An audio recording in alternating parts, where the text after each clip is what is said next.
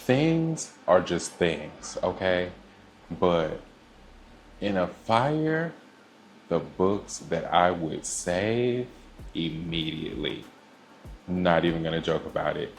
Throne of Glass by Sarah J. Maas. I would save that book in a fire immediately. Like I'm running, thank God I kept the box. Because I'm running, I'm grabbing the box and I'm taking the books with me. The Wheel of Time.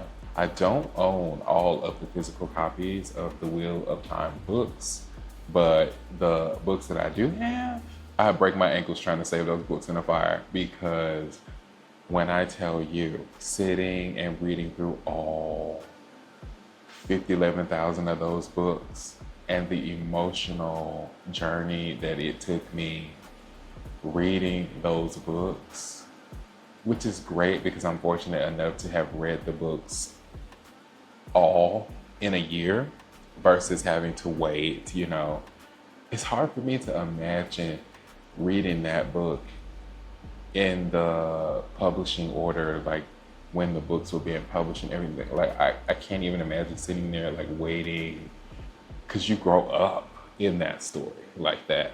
I can't imagine that, which is so funny because now we are in the age of growing up into stories.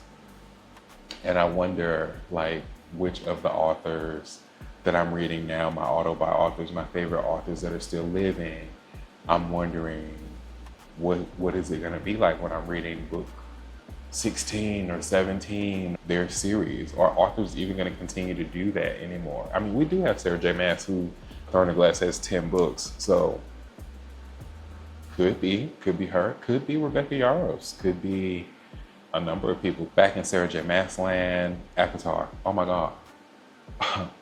Like the quintessential shadow daddy, the quintessential book boyfriend, Resent. Like, to me, there's still no better book boyfriend. The only person that would even come close would be Kingfisher, really. I read some wonderful, wonderful book boyfriends, but like the top of the top of the top of the top book boyfriend, like Resent for me. It's Resent. It's always gonna be Resent all day long.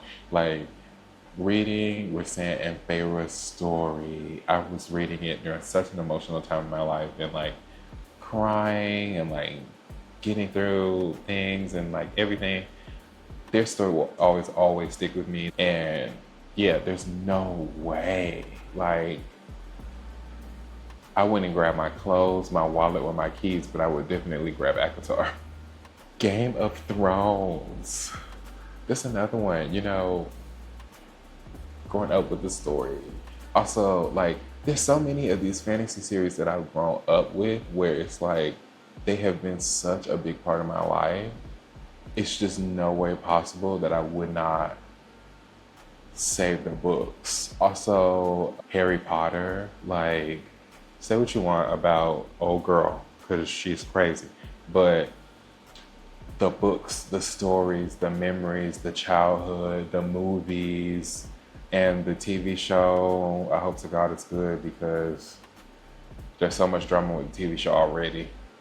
And so many bad decisions happening with the TV show already. But like you can't get away from these things. You can't get away from these memories. So Harry Potter, Game of Thrones, these are always going to be books that I recommend. They're always going to be books that, I'd be selling clothes on my TV and couch before I gave up these books. So the Red Rising series by Pierce Brown. Red Rising is a series that turned me into a sci-fi reader as well as watcher. Like I'm sitting watching Star Trek for the first time with my fiance and it's like, oh, okay, I can actually get into this versus like years prior, if I tried to pick it up, like I couldn't get into it. I wasn't interested in it.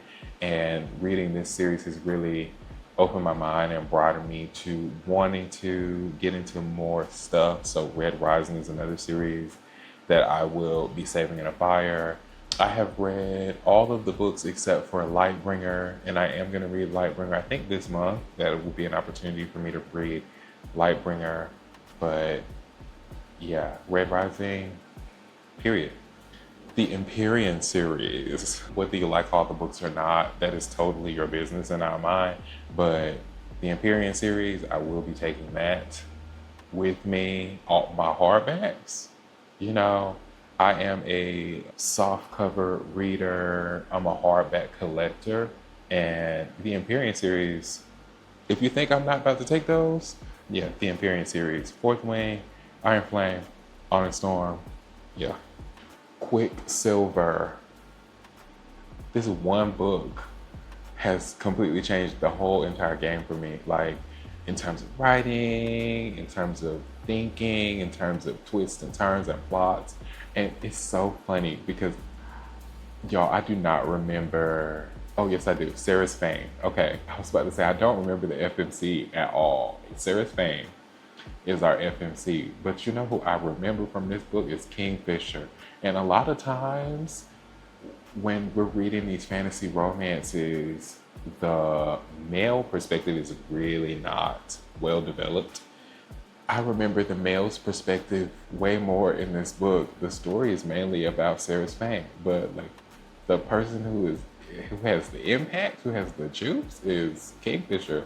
His story, like everything that's happening with him, even the plot twist at the end. I'm like, okay, well, how is he going to handle this? Because all of this stuff, like it's very much about Kingfisher. Y'all, I love Kingfisher.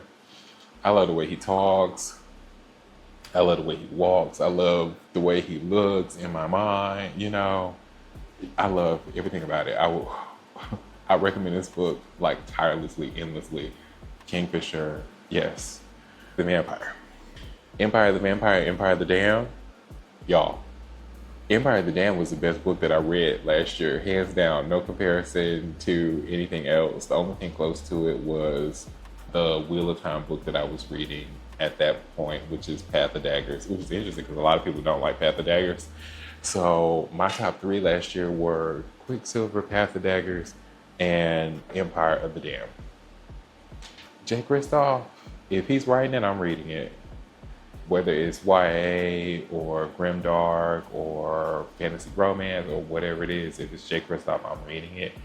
The Vampire series is the best thing. Those are the best books that I've read from Jay Kristoff. I cannot wait to read Empire of the Dawn in November. I think it's November 25th. I'm going to be all over that. Love that for me. Definitely will be saving this in a fire. Legendborn by Tracy Diar. I absolutely love this story. This is a King Arthur retelling with so many references, amazingly developed characters, both male and female, such impact from every single one of the books. There was not one book in the 3 books that have been released so far that has not took me through it, completely took me on a journey. So Legendborn is definitely a book that I'll be setting in a fire. The Stormlight Archive. I'm up and down with how I feel about the Stormlight Archive, but I've invested so much of my time and energy into reading the Stormlight Archive, and I still haven't finished it because I read Warburg and it was so bad that it almost completely put me on Brandon Sanderson.